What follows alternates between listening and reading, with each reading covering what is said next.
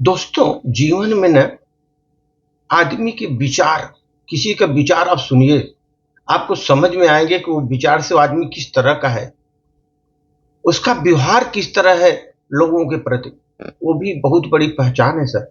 समाज में आप जब रह रहे हैं, वहाँ पर आपको हर व्यक्ति के विचार और व्यवहार से आप उस व्यक्ति को पहचानने में आप गलती मत करिए सर।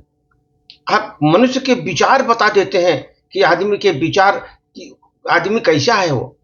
उसका व्यवहार ही बता देगा वो आदमी कैसा है। इसलिए ज़्यादा टेंशन लेने की नहीं है। आदमी को देखने का, उसके विचार और व्यवहार से उसको आप आकलन करते रहिएगा। आकलन करते रहिए सर।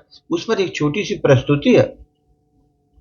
मानव जीवन में मानव का विचार मानव का विचार और मानव का व्यवहार, सर ये हमारे बगीचे का ऐसे फूल हैं वो, हमारे जीवन के बगीचे का ऐसे फूल है हमारा जो विचार और व्यवहार कि हमारे पूरे व्यक्तित्व को महका देता है, निखार कर रख देता है सर। पूरे व्यक्तित्व को महका देता है, उसको निखार कर रख देता है। केवल हमारे विचार और व्यवहार। और ये सब चीजें कैसी होती हैं सर? हमारे कर्म से ही हमारे व्यक्तित्व का निर्माण होता है। हम जब जैसा कर्म करेंगे उसी अनुसार हमारा व्यक्तित्व भी बनेगा। व्यक्तित्व के निर्माण में कर्म का बहुत बड़ा योगदान होता है। बिना व्यक्तित्व बनने के लिए आपको कर्म जिस तरह कर रहे हैं व्यक्तित्व भी उसी तरह का आपका बनेगा। अभी देखिए सर, समाज आप देखते होंगे, बांस है, बांस तो एक ही है। कोई उसको तीर बना लेता है बांस के तीर बना करके लोगों को घायल करता है। वही बांस तीर बनाकर घायल करता है और उसी बांस से बांसुरी बजा करके मनमोहक छवि पैदा करता है। आदमी मनमोहक छवि पैदा करता है। उसी बांस तो एक ही है। उसको तीर बनाकर, चाहे धनुष तीर बनाकर उसको आप जो है किसी को घायल कर दो, आहत कर दो, या उसी से बांसुरी बजाओ और मधुर ध्वनि से लोगों का दिल जीत लो।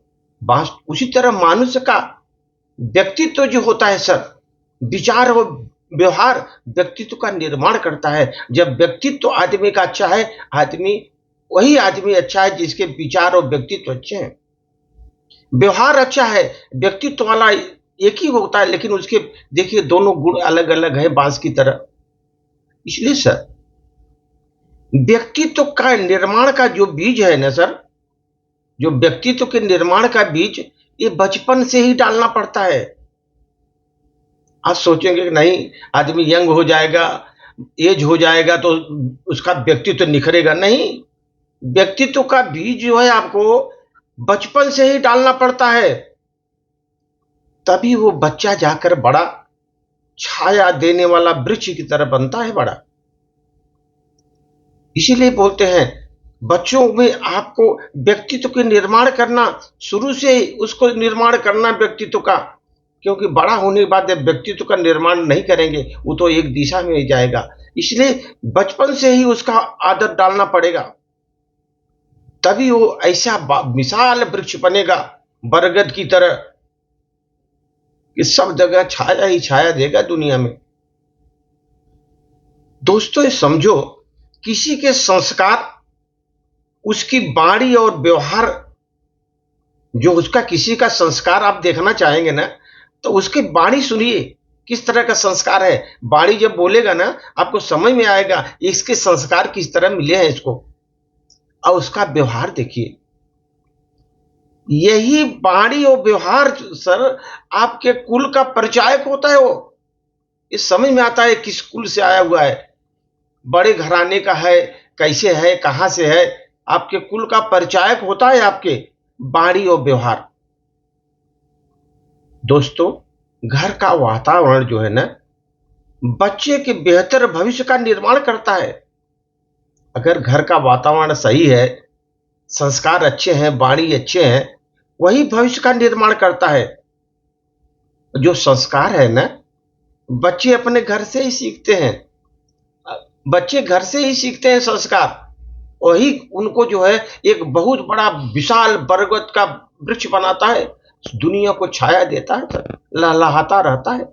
क्योंकि संस्कार जो होता है ना सर, वही बहुत बड़ा योगदान देता है भविष्य में बहुत बच्चे के लिए।